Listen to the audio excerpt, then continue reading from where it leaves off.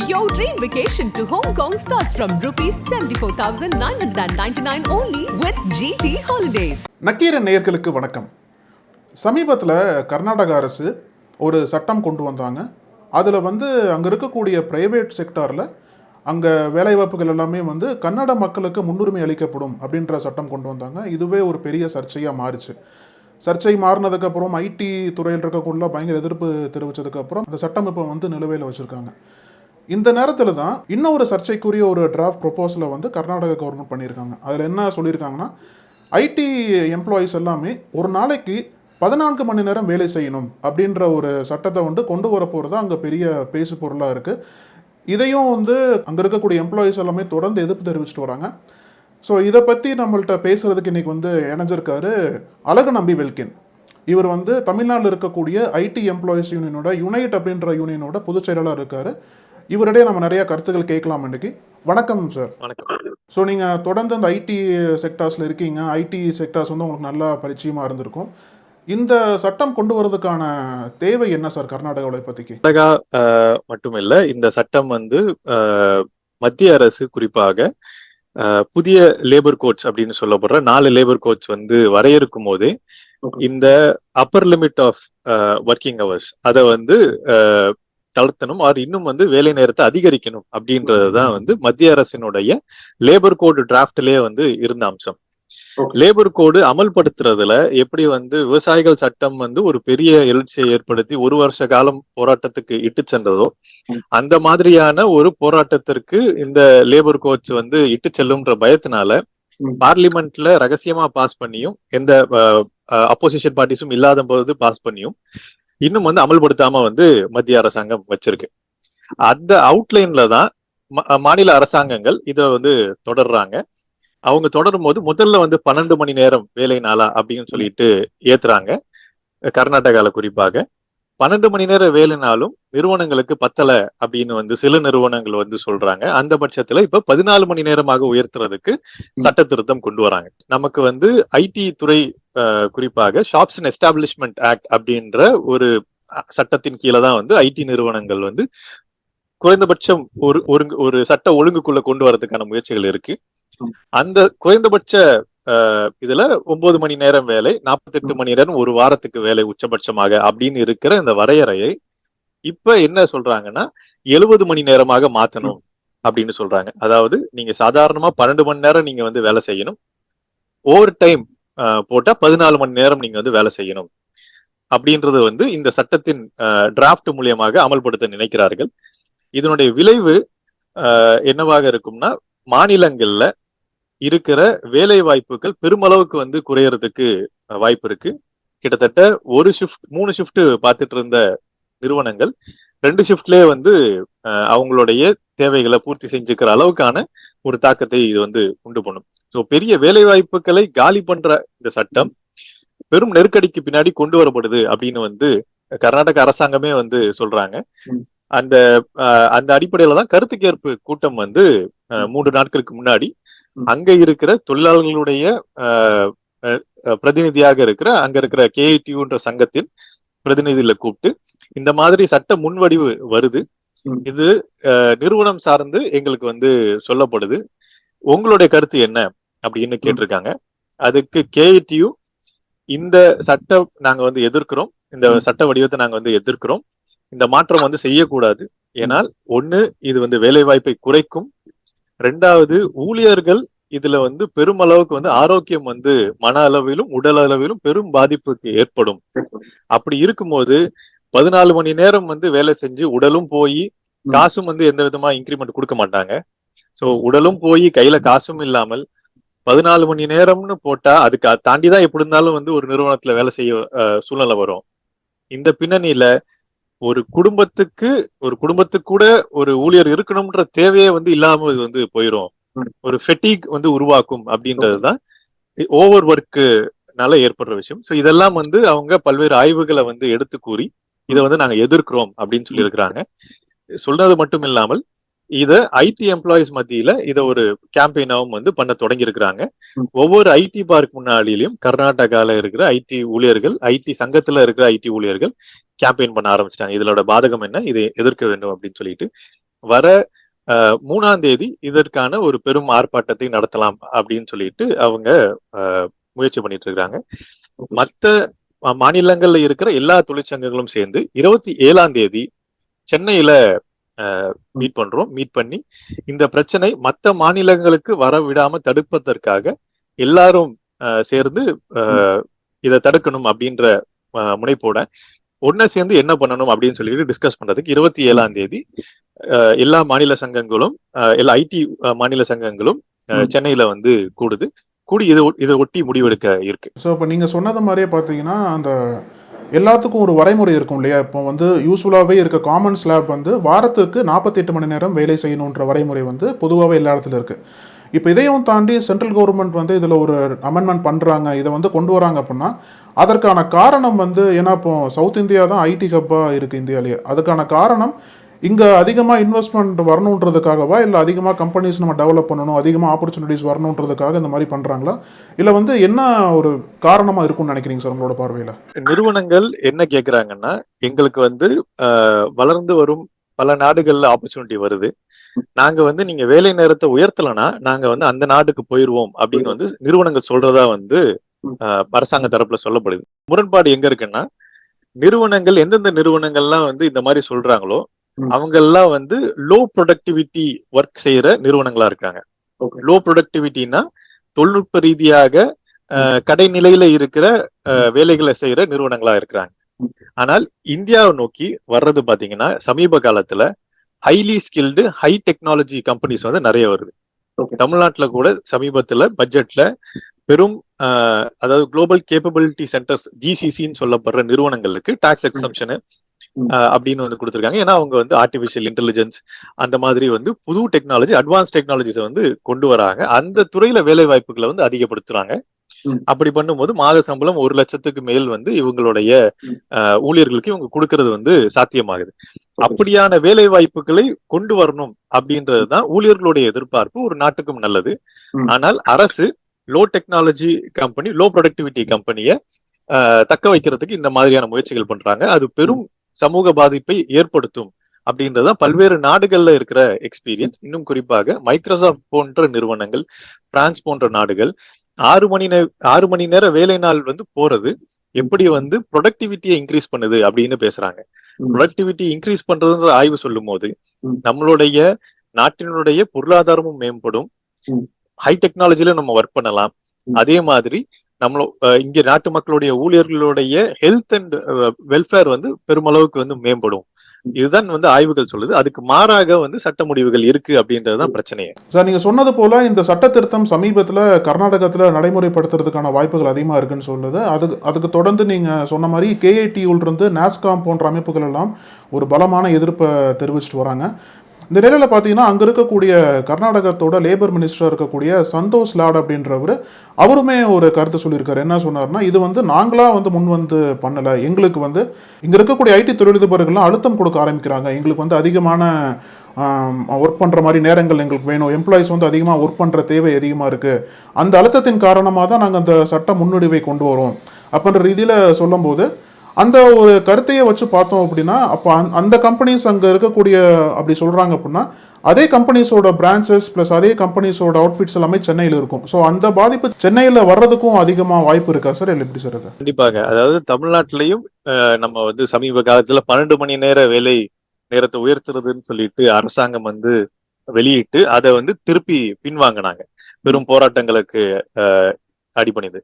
So அப்படியான சூழ்நிலை வந்து எங்கேருந்து வருதுன்னா, நிறுவனங்கள் தொடர்ச்சியாக என்ன சொல்றாங்கன்னா, இவங்களுக்கு வந்து வேலை நேரத்தை அதிகப்படுத்தணும், 3 ஷிஃப்ட் கொடுக்க முடியாது, எங்களுக்கு வந்து 2 ஷிஃப்ட் போதும் அப்படின்னு வந்து சொல்றாங்க. அது ஊழியர்களுடைய ஆரோக்கியத்தை கணக்கிலே கொள்ளாமல் கேட்கிற முடிவுதான். அரசாங்கம் தமிழ்நாட்டிலையும் வந்து அதை வந்து இங்க கொண்டு வரதுக்கு பெரும் வாய்ப்புகள் இருக்கு. அப்படி வரும் பட்சத்தில் எப்படி வந்து 12 மணி நேரத்தை வந்து தொழிற்சங்கங்கள் மற்ற சமூக அமைப்புகள் எல்லாம் சேர்ந்து வந்து எதிர்த்தாங்களோ, ஈவன் அரசியல் கட்சிகள், அது மாதிரியான ஒரு பெரும் எழுச்சி வந்து இங்க வரும் அப்படின்றதுதான் வந்து எதிர்பார்க்கப்படுது. ஏன்னால் தெலுங்கானால, கர்நாடகாவுக்கு முன்னாடி தெலுங்கானாலையும் இதை வந்து அமல்படுத்தியிருக்கிறாங்க. தெலுங்கானால இதே மாதிரி அமல்படுத்திருக்கிறது. இந்த 70 மணி நேர வேலை வாரம் அப்படின்னு சொல்றது வந்து ஃப்ளோட் பண்ணது வந்து திரு நாராயணமூர்த்தி தான் வந்து அதிகப்படியாக நீங்க வந்து இளைஞர்கள் வேலை செய்யணும், அதுதான் வந்து நல்லது அப்படின்னு வந்து அவரு வந்து சொல்றாரு. யாருக்கு நல்லது, யாருக்கு ஊழியர்களுக்கு என்ன கெட்டது அப்படின்றத வந்து அவர் வந்து சொல்லல. அவரு நாட்டுக்கு நல்லது அப்படின்னு வந்து பொதுவா சொல்லிட்டு போயிட்டாரு. அதனால அந்த 70 மணி நேர வேலை செய்வது எவ்வளவு பெரிய உடல்கேடு, மனக்கேடு உண்டாக்கும், எவ்வளவு குடும்பத்தை வந்து சீரழிக்கும் அப்படின்றது வந்து பல ஆய்வுகள் இருக்கு. ஜப்பான் வந்து முக்கியமான எக்ஸாம்பிள். அப்படியான ஒரு எக்ஸாம்பிளை இங்க வந்து நம்ம ஊர்லயும் வந்து அமல்படுத்துறதுக்கான முயற்சிகள்ல வந்து சில நிறுவனங்கள் வந்து இறங்கியிருக்காங்க.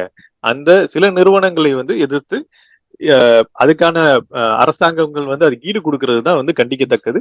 தமிழகத்தில் அப்படி ஒரு சூழ்நிலை வந்தால் கண்டிப்பாக அந்த மாதிரி வரும் அப்படின்னு எதிர்பார்த்துதான் 27ஆம் தேதி எல்லா ஐடி தொழிற்சங்க கூட்டமும் வந்து நடக்க இருக்கு. Okay sir. சார் இப்போ நீங்கள் தனிப்பட்ட முறையில் பெங்களூர்ல இருக்க ஐடி ஊழியர்கிட்ட பேசியிருக்கீங்களா? அந்த கேஐடியூவில் பேசி அவங்க என்ன மாதிரி கருத்துக்கள் சொல்கிறாங்க? இந்த மாதிரி ஏற்கனவே ரொம்ப ஸ்ட்ரெஸ்டாக இருக்கிற ஒரு ஸ்டைலில் அந்த மாதிரி ஒர்க் பண்ணும்போது அவங்களுக்கான எதிர்ப்புகளை எப்படி பதிவு பண்ணுறதுக்கு திட்டம் போட்டிருக்காங்க? நீங்கள் தனிப்பட்ட முறையில் அங்கே இருக்கக்கூடிய ஐடி ஊழியர்கள்ட்ட பேசியிருக்கீங்களா சார் இந்த சட்ட முன்வடிவு பற்றி? கண்டிப்பாக. அது வந்து அந்த ட்ரைபார்ட்டேட் முத்தரப்பு பேச்சுவார்த்தை கூட்டம் நடக்கிறதுக்கு முன்னாடியே அங்க இருக்கிற தொழிற்சங்கங்கள் அது பிரதிநிதிகள் வந்து கலந்துரையாடி இந்த மாதிரி வந்து ஒண்ணு வரப்போகுது. சோ அதுல வந்து நீங்க என்ன நினைக்கிறீங்க, உங்க சங்கம் என்ன நினைக்குது அப்படின்னு சொல்லிட்டு அது ஒப்பீனியன் எல்லாம் வாங்கியிருக்கிறாங்க.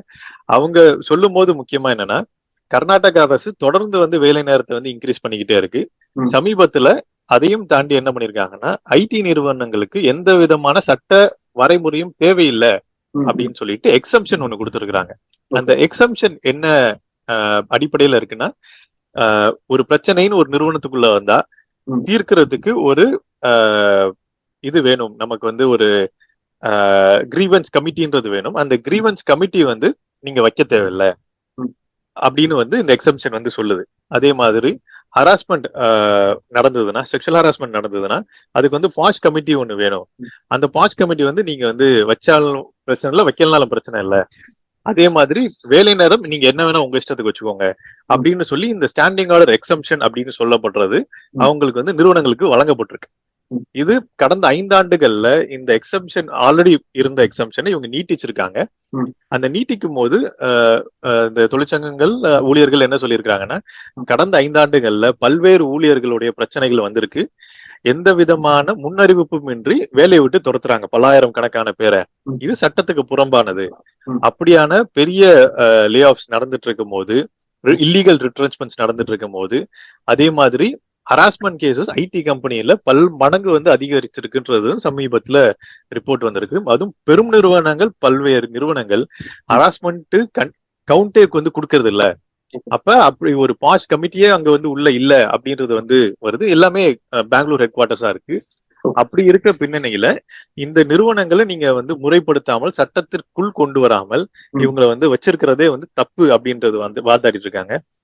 தொடர்ச்சியாக ஐடி நிறுவனங்களுக்கு அங்க இருக்கிற அரசாங்கம் இந்த மாதிரி எக்ஸம்ஷனும் வேலை நேரத்தை கூட்டுறதும் அவங்களுக்கு சாதகமான பண்ணிட்டு இருக்கிறதுல அவங்க ஒரு பெரிய டிஸ்கம்ஃபர்ட் இருந்துகிட்டே வருது. தொடர்ச்சியா நடந்துகிட்டே வரும்போது ஒரு பெரிய போராட்டத்துக்கு போகணும், எல்லாருக்கூடையும் நம்ம வந்து பேசணும் அப்படின்னு சொல்லியிருக்காங்க. இதனுடைய விளைவாக அங்க இருக்கிற தொழிற்சங்கங்களுடைய உறுப்பினர் எண்ணிக்கை 10,000க்கு மேல வந்து உயர்ந்திருக்கு. சோ இது ஒரு உலகத்திலேயே ஒரு மிகப்பெரிய எண்ணிக்கை, ஐடியில பெரிய எண்ணிக்கையில இருக்கிறது வந்து கர்நாடகா சங்கம் மட்டும்தான். சோ இப்படி இது வந்து இந்த அரசுகளுடைய நடவடிக்கையும் அங்க இருக்கிற பிரச்சனைகளை அரசால தீர்க்க முடியல அப்படின்ற ஒரு வெளிப்பாடாதான் வந்து இது இருக்கு. அந்த பின்னணியில இந்த ஊழியர்கள் பெரும் அச்சத்திலையும் இருக்கிறாங்க ஒரு சைடு, இன்னொரு சைடு கோபமாவும் இருக்கிறாங்க. இன்னும் வந்து வேலை பளு அதிகமாக போகுது. இன்னும் வந்து என்னால வந்து அங்க இருக்கிற டிராபிக்ல ஆபீஸ்க்கு போயிட்டு வர்றதுக்கு 4 மணி நேரம் ஆகும்.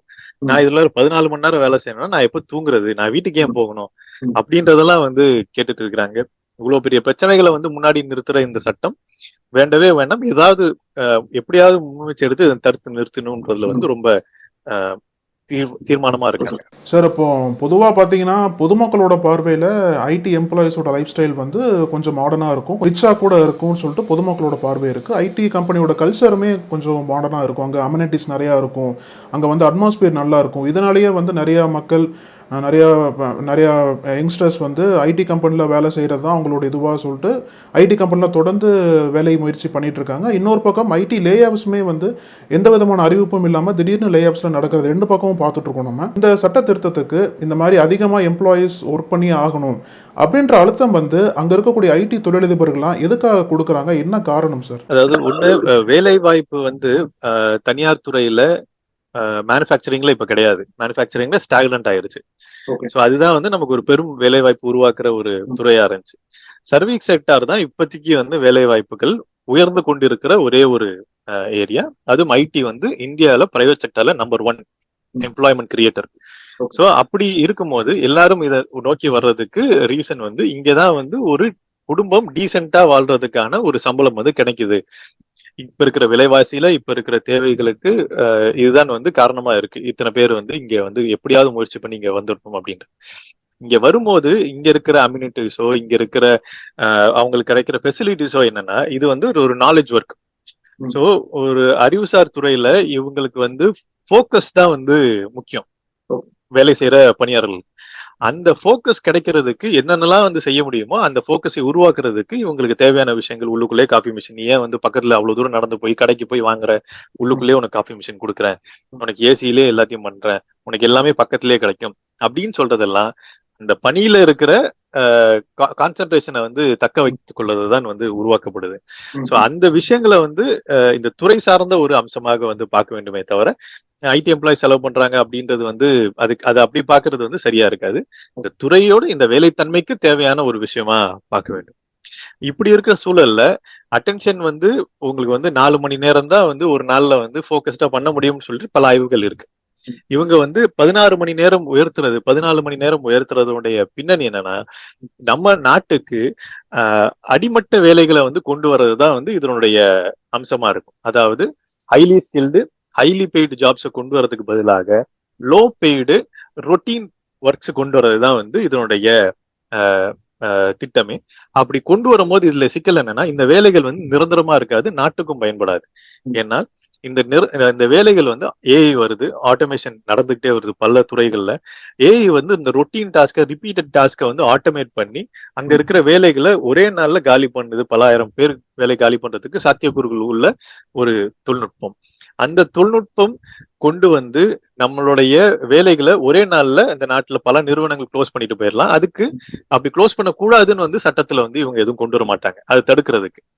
சோ அப்படி இருக்கும்போது ஒரு லோ ஸ்கில்டு ஒர்க்கை வந்து இவங்க வந்து கொண்டு வர்றது எக்காரணத்தை கொண்டும் நமக்கு ஊழியர்களுக்கு வந்து பயன்படாது, நாட்டுக்கும் பயன்படாது. அதுவே ஹை ஸ்கில்டு வேலைகளை கொண்டு வந்தாங்கன்னா இங்க நிறுவனங்கள்ல பண்ற தொழில்நுட்பமும் அதுல இருக்கிற அறிவோ கொண்டு வந்து பல இடத்துல நாட்டுக்கு வந்து பயன்படும். அப்படிதான் வந்து சைனா வளர்ந்துருக்கு, அப்படிதான் வந்து அமெரிக்கா வளர்ந்துருக்கு.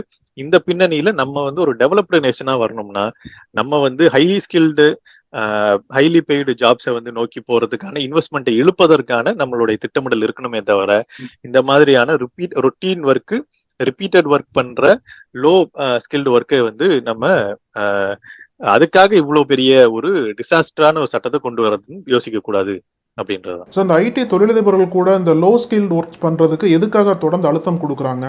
இன்னொரு பக்கம் பார்த்தீங்க அப்படின்னா இந்த சட்ட திருத்தத்தை நோக்கி இதக்கூடிய மாற்றங்கள்லாம் செய்ய தயாராகிட்டு இருக்க ஐடி கம்பெனிஸ்ட்டு நீங்களோ உங்களோட சங்கமோ இல்லை பெங்களூர் இருக்கக்கூடிய அந்த ஐடி சங்கமோ தொடர்ந்து வலியுறுத்த ஆரம்பிச்சிருக்காங்களா?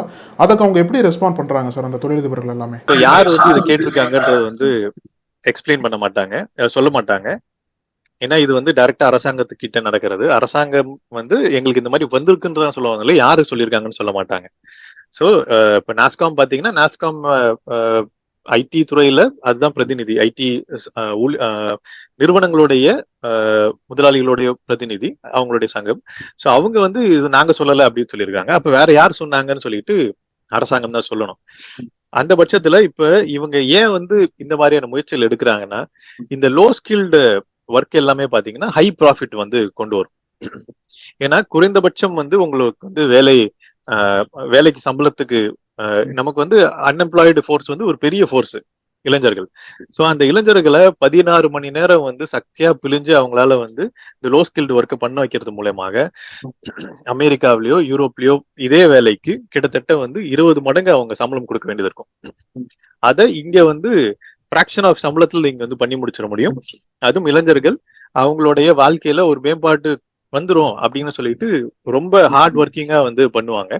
அந்த பின்னணியில இவங்களுக்கு வந்து இது பெரிய ப்ராஃபிட்டபிள் விஷயமா இருக்கும்.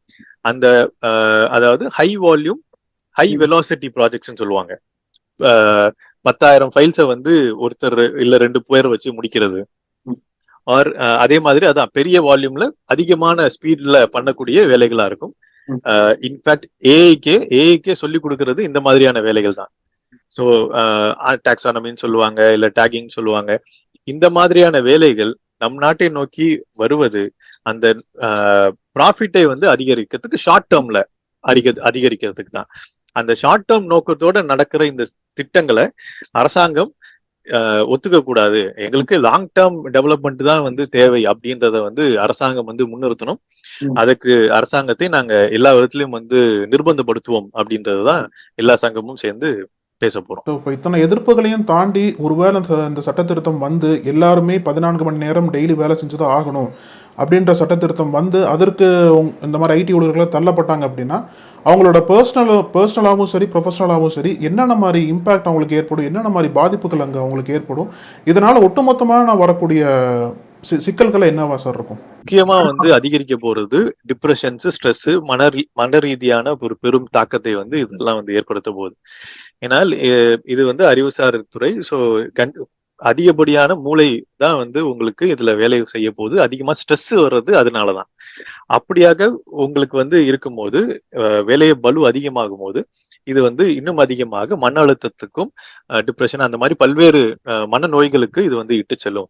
வேர்ல்டு ஹெல்த் ஆர்கனைசேஷன் என்ன சொல்றாங்கன்னா இந்த எண்ணிக்கை வந்து அதிகரிக்கும் அப்படின்னு வந்து சொல்றாங்க இந்தியால குறிப்பா.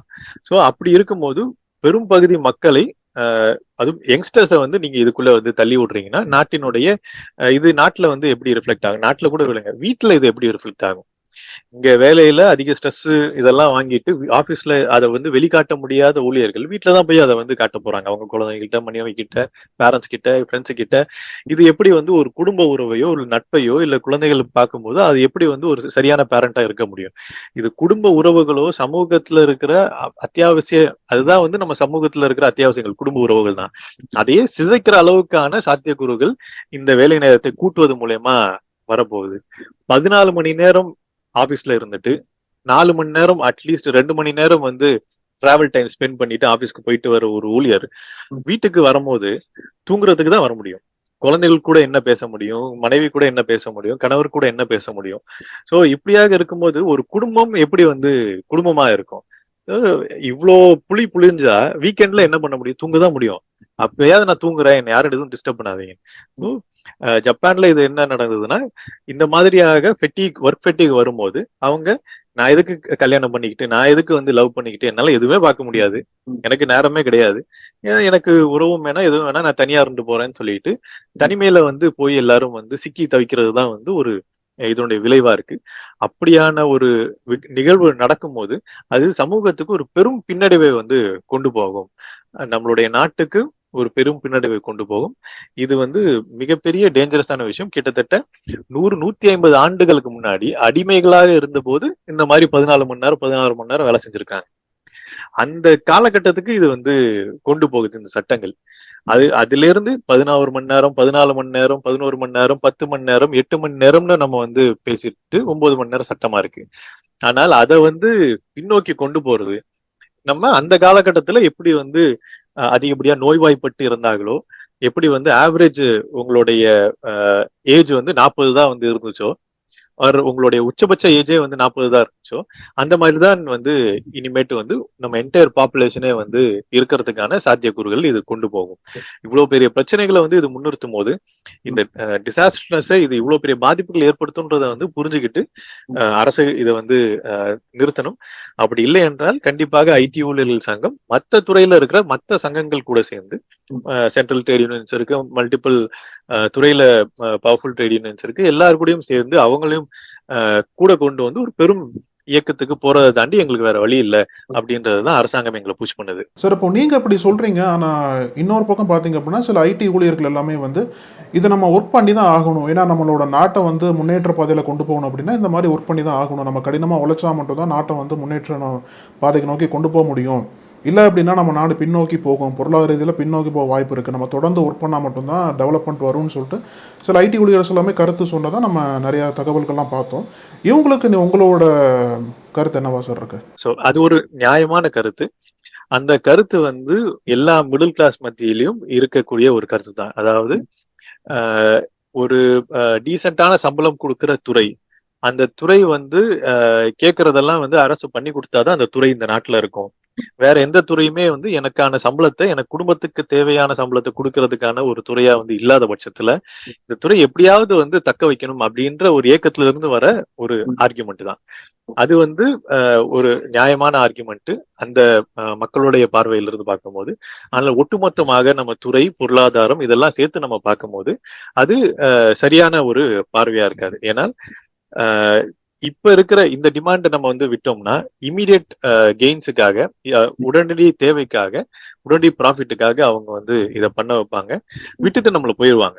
அப்படிதான் வந்து பல்வேறு நாடுகள்ல இந்த மாதிரி ஷார்ட் டேர்ம் கெயின்ஸுக்காக பெரிய நிறுவனங்கள் ரொட்டீன் ஒர்க் பண்ற கம்பெனிஸ்ல ஆரம்பிச்சு விட்டுட்டு போயிட்டே இருப்பாங்க, யாரும் கேட்க மாட்டாங்க. ஸோ அந்த பாதிப்புகள்ல இருந்து நம்ம மீண்டு வர்றதுக்கு நமக்கு வந்து பல நாட்கள் ஆகும், பல வருடங்கள் ஆகும். அதெல்லாம் வந்து முன் கருத்துல கொண்டுதான். இது வெறும் பொருளாதார பாதிப்பு மட்டும் கொண்டு வர போறது இல்ல, உடல் ரீதியாகவும் சமூக ரீதியாகவும் பாதிப்புகள் கொண்டு வர போகுது அப்படின்றத வந்து நம்ம முழுமையா ஹோலிஸ்டிக்கா பார்க்கும்போது இது வந்து எதிர்க்கத்தக்கது, இது வந்து நம்ம அனுமதிக்க கூடாது அப்படின்றது நமக்கு புரிஞ்சுக்கலாம். அந்த மாதிரியான கருத்துக்கள் கண்டிப்பாக வரும். ஏன்னா அது ஒரு என்னுடைய குடும்பம் வந்து பாதிக்கிறது இல்லை. திடீர்னு வந்து இந்த கம்பெனி போயிட்டா நான் என்னுடைய குடும்பம் என்ன பண்ணுவேன், என்னுடைய வாழ்வாதாரத்துக்கு நான் என்ன பண்ணுவேன் அப்படின்ற ஒரு நியாயத்திலிருந்து வர்றது. அதை வந்து நம்ம ஆர்கியூமெண்ட் மூலமா நம்ம வந்து கவுண்டர் பண்றதுதான் வந்து சரியா இருக்கும், டேட்டாவோட கவுண்டர் பண்றதுதான் சரியா இருக்கும். அரசு அதை வந்து முக்கியமா புரிஞ்சுக்கணும். எவ்வளவு வல்னரபிளா ஐடி எம்ப்ளாயிஸ் என்னதான் வந்து அதிகமா சம்பளம் வாங்குறாங்க, எல்லாம் ஒரு கண்ணாடி மாளிகையில வேலை செய்யறாங்க அப்படின்னு ஒரு பிம்பம் இருந்தாலும் அவங்களுக்கு எப்படி ஒரு பெரிய இன்செக்யூரிட்டி இருக்குன்றத வந்து அரசு வந்து புரிஞ்சுக்கணும் அப்படின்றத வந்து இதுல இருந்து நம்ம பார்க்கலாம். சார், நம்ம இப்போ பேசிட்டு இருக்க சமயத்துல பாத்தீங்கன்னா யூனியன் பட்ஜெட் தாக்கல் ஆயிட்டு இருக்கு. ஸோ மக்களிடையே பல்வேறு எதிர்பார்ப்புகள் இருக்கும் பட்ஜெட்டை நோக்கி. இப்போ உங்களோட எதிர்பார்ப்புகள் தமிழக அரசுக்காகட்டும், கர்நாடக அரசுக்காகட்டும், இல்லை மத்திய அரசுக்கே ஆகட்டும், உங்களோட எதிர்பார்ப்புகள் என்ன, உங்களோட முக்கியமான கோரிக்கை என்ன, சுருக்கமாக சொல்லிடலாம் சார். ஒன்னே ஒண்ணுதான், நம்ம ஸ்லாப்ஸை வந்து கண்டிப்பாக வந்து டாக்ஸ் வந்து சேலரி, பர்சனல் டாக்ஸ் வந்து கம்மி பண்ணணும். ஏன்னால் சமீபத்துல வந்த தகவல் அடிப்படையில கிட்டத்தட்ட நம்மளுடைய பர்சனல் டாக்ஸ் 3.6 லட்சம் கோடி வந்து கலெக்ட் பண்ணப்பட்டிருக்குது போன ஆண்டு. ஆனால் கார்பரேட் டாக்ஸ் வந்து 2.1 லட்சம் கோடி தான் வந்து கலெக்ட் பண்ணப்பட்டிருக்கு.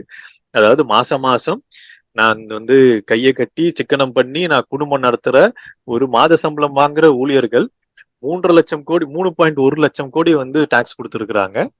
ஆனால் பெரும் 100 கோடிகள் 1000 கோடிகள் வச்சிருக்கிற பெரும் கார்பரேட் வந்து 2.1 லட்சம் கோடி தான் வந்து டாக்ஸ் கொடுத்துருக்காங்கன்னா அதுல பெரும் பிரச்சனைகள் இருக்கு அப்படின்றது தெரியுது. ஸோ அதனால டாக்ஸை வந்து கம்மி பண்ணணும். அந்த டாக்ஸை கம்மி பண்ணிட்டு ஒன்னு கார்பரேட் டாக்ஸை வந்து உயர்த்தலாம். அதுதான் வந்து எல்லா பிரிக்ஸ் G7 நாடுகளே வந்து டிஸ்கஸ் பண்ணிட்டு இருக்கிற ஒரு விஷயம். இதை தாண்டி சமீப காலமாக சில மாதங்கள், மே மாதம் வந்து ரிலீஸ் ஆன ஒரு டாக்குமெண்ட் என்னன்னா, தாமஸ் பிக்கெட்டி அவருடைய இந்த வேர்ல்டு இன்இக்வாலிட்டி ரிப்போர்ட் லேப்ஸ் அப்படின்ற நிறுவனம் என்ன வந்து சொல்லியிருக்குன்னா, இந்தியால 0.04% ஆஃப் பீப்புள் அவங்களுக்கு வந்து 3% டாக்ஸ் போட்டா நாங்க வந்து 30% வரைக்கும் கட்டுறோம். அவங்களுக்கு 3% டாக்ஸ் போட்டாலே 5.6% ஜிடிபி வந்து கிடைக்கும் அப்படின்னு சொல்றாங்க. அந்த 0.04% யாருன்னு பாத்தீங்கன்னா 10 கோடிக்கு மேல சம்பளம் வச்சிருக்கவங்க, சம்பளம் வாங்குறவங்க, 100 கோடிக்கு மேல சம்பளம் வாங்குறவங்க. 10 கோடிக்கு மேல வாங்குறவங்களுக்கு 3% போடுங்க, 100 கோடிக்கு மேல வாங்குறவங்களுக்கு 5% போடுங்க. எங்களை மாதிரி 30% எல்லாம் போட தேவையில்ல. அப்படி இருக்கும்போது ஜிடிபி 5% வந்து கிடைக்கும் அப்படின்றது வந்து சொல்றாங்க. இதுதான் வந்து ஒரு பெரிய மாற்றத்தை கொண்டு போகும், எங்களுடைய பொருளாதார நெருக்கடியை வந்து கம்மி பண்ணும். ஐடி ஊழியர்களுக்கு பெட்ரோல் டாக்ஸ், டீசல் டாக்ஸ் இதெல்லாம் கம்மி பண்றது மூலியமாக, அத்தியாவசிய பொருட்கள் மேல இருக்கிற விலைவாசி கம்மி பண்றது மூலியமாக ஒரு பெரிய ரிலீஃப் கிடைக்கும். மிடில் கிளாஸ் கிட்ட பர்ச்சேசிங் கெப்பாசிட்டி பில்ட் பண்றதுதான் பொருளாதார நெருக்கடி, உலகம் சந்தித்திருக்க பொருளாதார நெருக்கடி மீண்டு எழுவதற்கு ஒரு முக்கியமான அம்சம். ஸோ அந்த அடிப்படையில டாக்ஸை வந்து கம்மி பண்ணியே ஆகணும் அப்படின்றதுதான் எங்களுடைய பேசிக் ரிக்வெஸ்டா இருக்கு. இவ்வளவு நேரம் இந்த நேர்காணலில் கலந்துகிட்டு உங்களோட கருத்துக்களை பகிர்ந்தமைக்கு ரொம்ப நன்றி சார். தேங்க்யூ. நக்கீரன் டிவிக்கு சப்ஸ்கிரைப் செய்யுங்கள். உங்கள் ஆதரவே எங்கள் பலம். ஆசிரியர்களுக்கு நண்பனாகவும் மாணவர்களுக்கு ஆசானாகவும் திகழும் தேர்வு வழிகாட்டி. ஒவ்வொரு பாடத்திற்கும் அனுபவமிக்க ஆசிரியர்களின் துல்லியமான தெளிவான விடைகள். CNC இருக்கு, தேர்வு பயம் எதற்கு? இது தீரன் பப்ளிஷிங் ஹவுஸ் விற்பனை வெளியீடு.